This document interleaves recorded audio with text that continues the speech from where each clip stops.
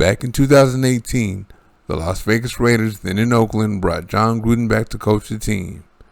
The team had talent then, as they just went 12-4 into the playoffs in 2016. But then head coach Jack Del Rio decided to fix something that wasn't broken at all and changed offensive coordinators in 2017, and the Raiders finished 6-10. Thanks to a new offense that didn't fit him and a broken back in 3 places, quarterback Derek Carr's level of play fell from finishing 3rd in NFL MVP voting. So all Mark Davis needed was Gruden and a healthy Carr, and the Raiders were ready to go far in 2018, right? Wrong. All Gruden did when he got back to the Raiders was complain about the roster and draft picks former GM Reggie McKenzie made.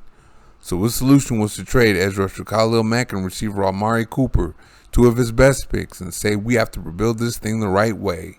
But Jonathan Abram is the only one on the team to show for all the first-round picks they got for Mack and Cooper, and so far, not so good. But thanks to Mike Mayock, the Raiders made some good late-round picks and improved while Gruden experimented, knowing he had a 10-year, $100 million contract. That big of a contract let him know he's the most important man in the building, and in turn, he made Carr feel less important, never fully committing to him, going to Kyler Murray's pro day and bringing in 2015 number 2 overall Marcus Mariota to quote-unquote let him heal while giving him pretty big money. We'll never know if Gruden was or would have been the one that turned things around, because the Raiders went to the playoffs with interim head coach Rich Bisaccia by winning 4 straight to close the season. The previous 2 years, the Raiders missed the playoffs because of collapses in the second half of the season. Enter new head coach Josh McDaniels, and he didn't complain about all the first-round picks Gruden made not being on the team. He didn't even complain about the underperforming first-round picks still on the team. Instead, he focused on improving those first-round picks and good players already there. He also brought in some help in free agency, and the message is win now. Instead of trading Max Crosby for 2 first-round picks, he gave him a big contract. People will say Mac held out, but he's not the first player in history to hold out, and it didn't have to end in a trade. A good leader makes you feel important, builds a relationship with you, and tries to resolve the situation. All Gruden did was say the defense wasn't very good with him the previous couple of years. Then he had me on the floor that season when he said, good pass rushers are hard to find. The defense hasn't been good with Crosby either, but McDaniels chose wisely to build it around him.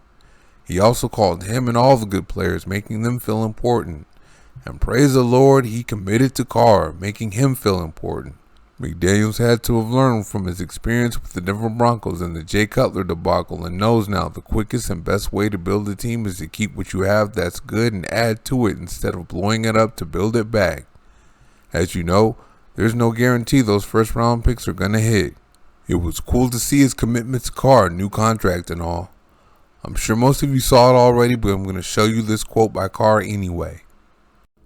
It says, I've been through so many coaching changes. I've been through so many GM changes. And you know, with every change, they want to do things a new way, Carr said. And for them to make their first call to me, 1, it showed me who they are. They told me they were committed to me. And the cool thing, too, is in public, they've been committed to me. Usually when you get a new coach, GM, they kind of slow play it like, oh, we'll see. I've been through that. My future is always up in the air, it seems like. But these guys just made it clear, no, we believe in you and you're our guy. And we believe we can win with you. And we're going to prove that to you too. We're going to sign you to an extension. They got into specifics on what they liked about him too. His arm talent, his maturity, his competitiveness. And they followed through on their word with a 3-year, $121.5 million extension. And while not everyone made that sort of bank, those who remained, such as Crosby, and he got a 4-year, $95 million extension, from the old staff were given the same sort of respect as the new brass-seated relationships. That was quite an experience McDaniels had in Denver, and he's learned from it. It's crazy how what he's learned gives him the opposite approach to Gruden's. What he's learned with the New England Patriots also makes him different. For starters, he has a plan on how to use and develop his draft picks. And who's been better at picking players that can develop in their system better than the Patriots? GM Dave Ziegler and McDaniels break down every strength, weakness, and technical flaw of every player so they know what needs to be coached up. And he brought a staff with him that knows how to teach players what they need to be taught. It's draft and develop, not draft and hope you get lucky. That's where Gruden went wrong on a lot of his early picks. Example, Damon Arnett and Trayvon Mullen are press man corners, but the Raiders have run mostly zone in the last couple of years under Paul Guenther and Gus Bradley. Then you have these big 330-pound offensive linemen with offensive line coach Tom Cable determined to use his preferred zone blocking scheme made for offensive linemen that are right around 300 pounds and quick enough to get to the second level. The 2 first-round hits over the last few years are running back Josh Jacobs and receiver Henry Ruggs on the field. And out of those two, Jacobs is who he's always been, and Ruggs was groomed by receiver coach Edgar Bennett, one of the best in the business.